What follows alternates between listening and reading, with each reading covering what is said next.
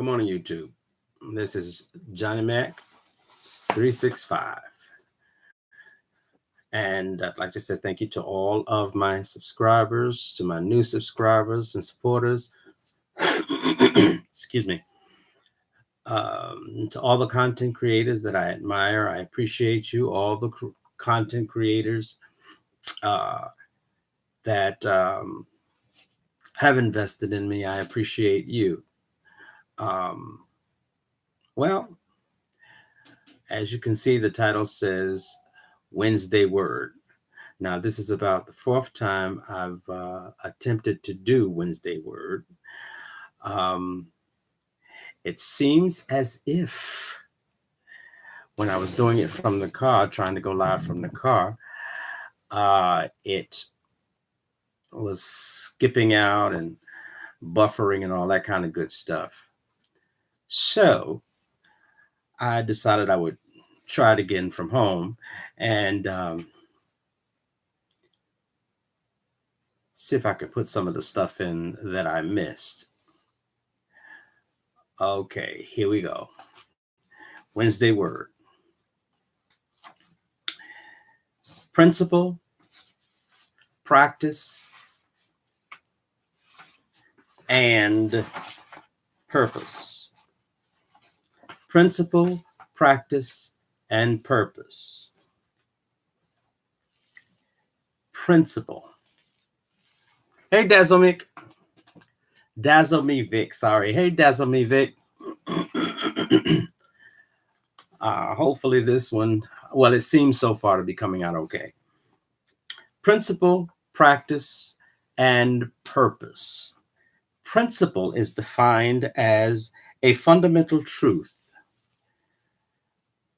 or proposition that serves as the foundation of a system of belief or behavior or a chain of reasoning. A general scientific theoron or law that has numerous special applications across a wide field. Principle. Okay, I liken principle unto a pattern or recipe.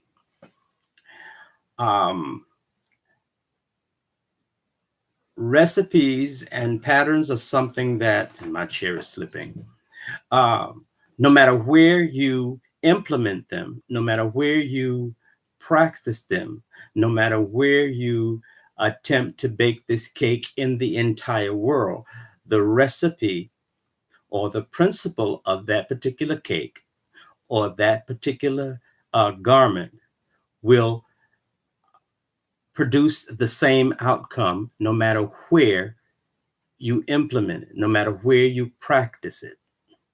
Okay? So then, a principle is a foundation of what you believe, a belief system, a behavior, and a chain of reasonings. Again, if you have the principle down in you, you will produce the same results wherever you go. However, you can't just have the principle. The principle by itself is not going to produce anything. It's like not having knowledge and believing that knowledge is power. Knowledge is power only if it is used. Okay? Knowledge in itself is really not power until it is implemented, until it is used. Okay? So now, we know that principle is a system of beliefs that, again, if you, wherever you implement them, wherever you use them, wherever you are, whether it is geographical or mental. You implement these principles and they will work. Then again, we have to have the practice. Again, having the principle means nothing if you don't practice, if you don't implement the principle. Now, principle is the actual application or use of an idea, belief, or method as opposed to theories relating to it. Now, there are a lot of theories that are related to principle that doesn't necessarily in itself make any difference. Again, it is what other people think.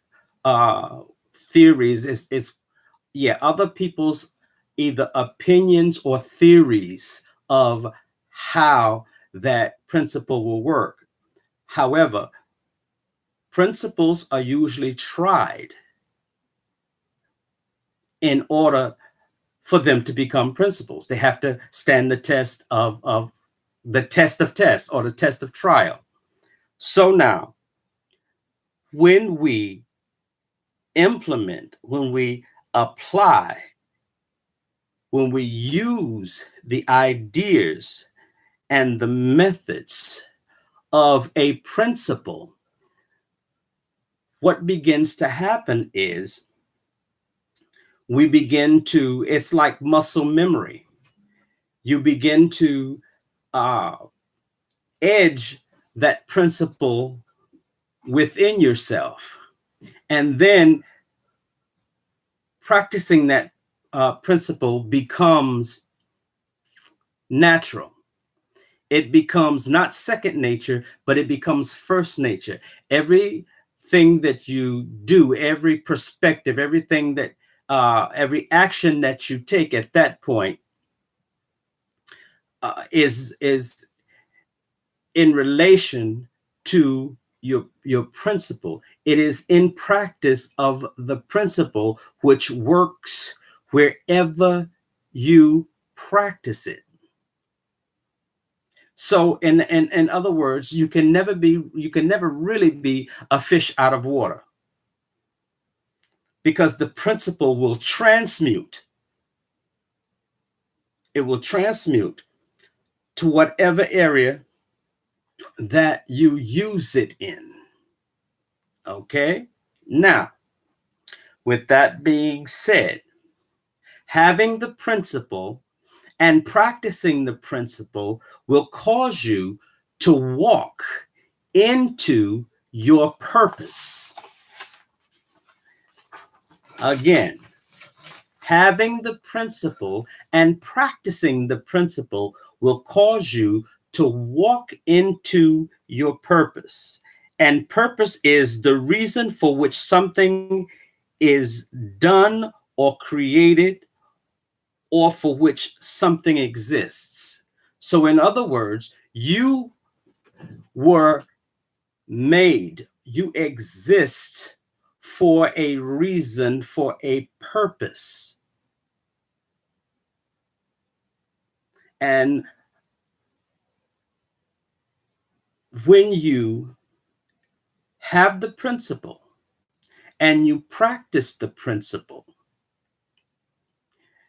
you walk into your purpose. Now, that is not to say that it is as easy as it sounds. But at the same time, I particularly don't like to use the word hard, because when a person usually hears the word hard in their minds, they tend to think of impossible. And for me, nothing is impossible. However, in the practice of your principle, on your way to your purpose, there are challenges. There are challenges. And when we accept, when we face and accept the challenge, we rise to the occasion. And again, because you have that principle already in your inner self and you're practicing it, it causes your challenge not to be difficult or hard. It becomes a challenge which you can face and defeat.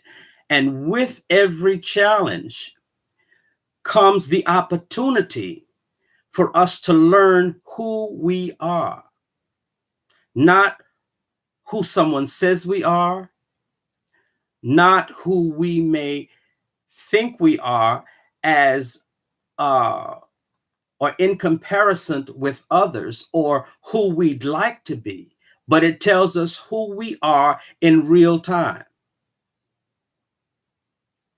And again, challenges do not come to take you out. They do not come to break you down. They come to feed. I'll say that again. They come to feed and give you sustenance to make it to your purpose.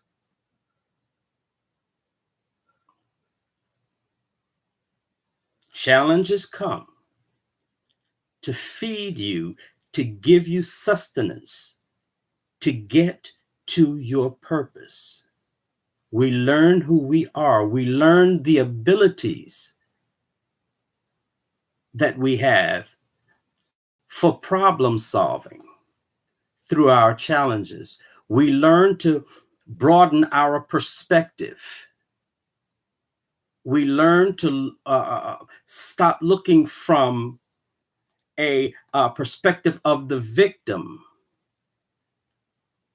And we find within ourselves the power to become victorious in our challenge. And I have to reiterate this and recapitulate this. Your challenges are not to destroy you.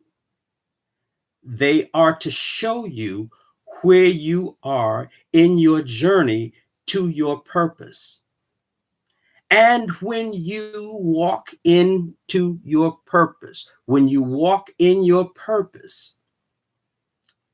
you will find that it is worth it. You will find that you're empowered. And you will also find that no one can take your purpose from you. No one has the same purpose as you do. Just like we are born with different fingerprints, different DNAs, even twins do not have the same fingerprints. They may be totally identical from head to toe, or at least from the naked eye. But they are two different individuals, two different thinking individuals, different feeling individuals, and two individuals with different perspectives.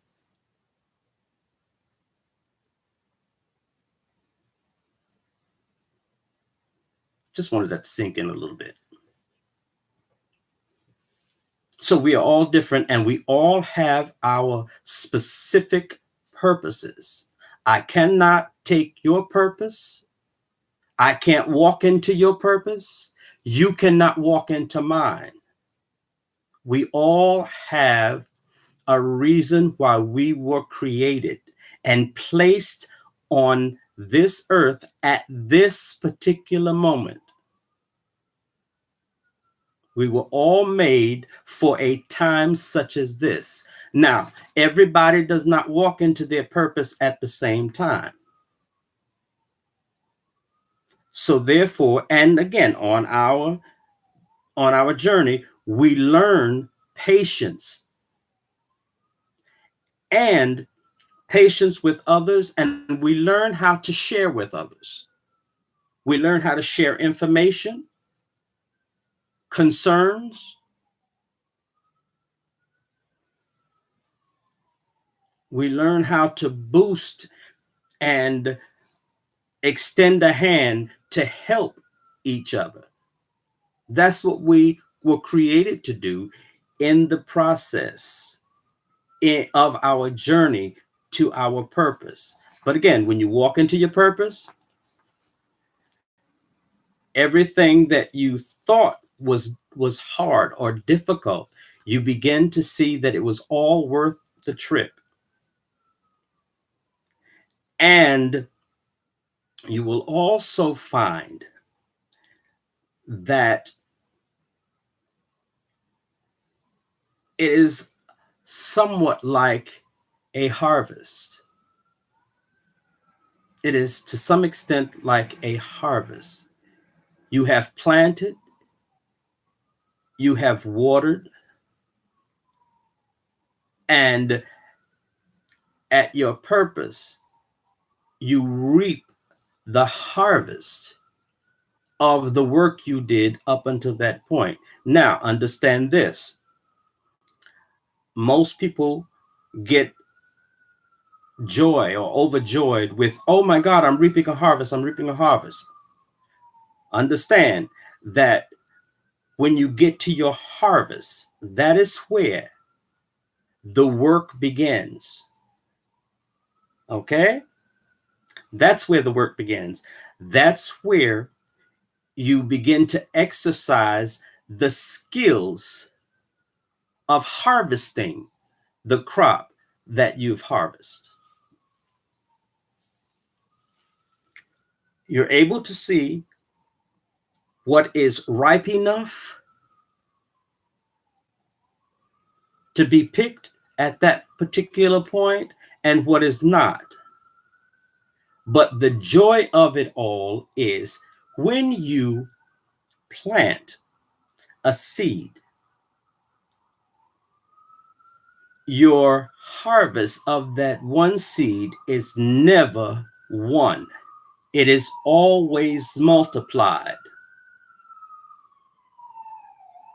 One of my favorite, I would say analogies, but I can't say analogies because it was actually a reality. I have a huge yard, and my grandmother started a garden, and one of the things she planted was corn. For the one corn seed that she planted, she harvested a stalk which had several ears. So if anybody has ever seen that, you can understand what I'm saying. You don't get one ear of corn on a corn stalk. You get several ears. So your harvest is more of an abundance than what you planted. So in your process, the things you plant on your way into other individuals is part of your harvest. It's what you get back, which will sustain you. It's like getting paid from an investment that you've made. You make the investment, and from the investment, you get a residual.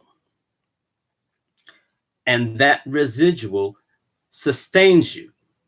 Now, in that process, whether or not a person returns or acknowledges or appreciates it, that is not your problem. That is not your problem. For if you're looking for that and you get it at that particular point, then that's your reward.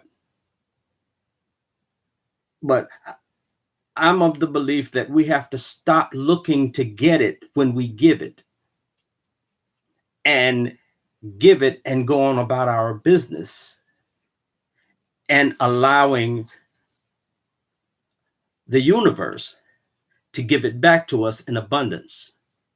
Because again, whether someone says thank you or not, yeah, I do agree that it is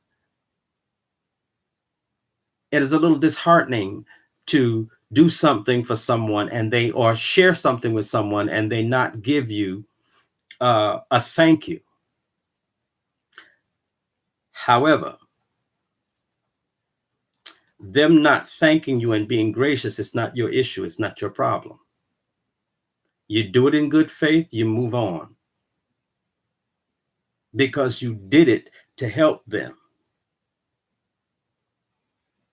And that is why you have to be very particular who you give your jewels to. I often refer to the Bible. Casting your pearls before swine is not very wise. So you have to be particular. Y'all have to excuse me for one moment. Hey, babe, let me call you back. I'm at home. You all right? Okay, let me get off of here. I'm on live. Hold on. Just hold on. I just got some news. I thank you all for coming on. All righty. Everybody that's in the chat, thank you so much for stopping by. I have to take care of this emergency right now. I'll talk to you guys later. I hope this information was a help to you. Thank you. Much love.